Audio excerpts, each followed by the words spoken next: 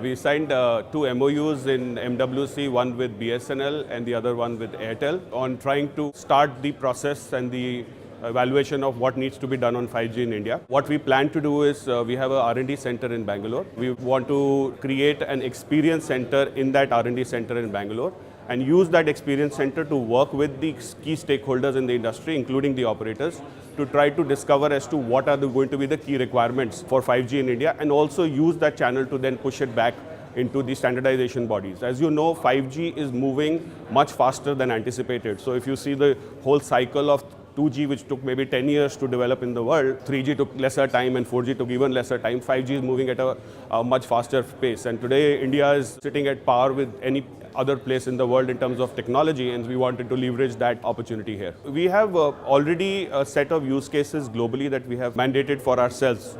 But again, they are global in nature. For instance, medical IoT, industrial 4.0. We are also talking about connected cars. We are talking about smart city IoT cases, etc., etc. But the idea of doing this kind of a collaboration in India was to try to discover what is more relevant for Indian market, and maybe look at possibility of rural connectivity, look at possibility of agricultural IoT, which might be more relevant to India, and then develop those things across. 5G is moving very fast, so it is important for us to start discovering and looking at what possibility of spectrum exists in India and start working on it.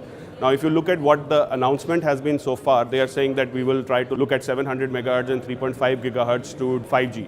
But if you look at the overall ecosystem and how 5G is developing, it is not only talking about 3.5 gigahertz or 700, it is also talking about millimeter wave and centimeter wave and gigahertz of spectrum going forward. So this is the first step in that direction.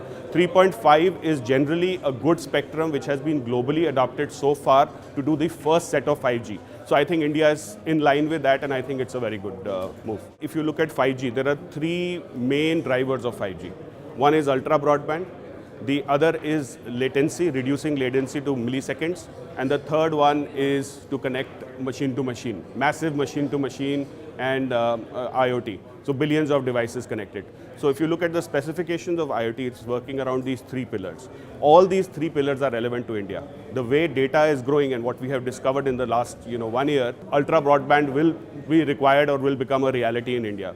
Ultra broadband is also driven by use cases such as virtual reality, etc. Machine-to-machine connectivity with the whole smart city ecosystem picking up will become a reality. And the third is latency, which is connected cars, maybe not so relevant in India, but maybe relevant after 5 years. But there could be many other use cases like in medical application, surgeries which are done online, those kind of things which will require low latencies. From India perspective, I think I'm very proud to say, as an industry, we have always been a follower when it came to technology, whether it was 2G, 3G, or even 4G deployments. But with VoLTE, India has taken a leapfrog. India has emerged as the market leader. Who knew that India will have the maximum number of VoLTE subscribers in the world today? Who knew that the data consumption in India would be the maximum? Who knew that the VoLTE devices will be available in less than $50? And all that innovation has happened in India. So from that perspective, I think this whole VoLTE is picking up, and India is driving the global market in that sense.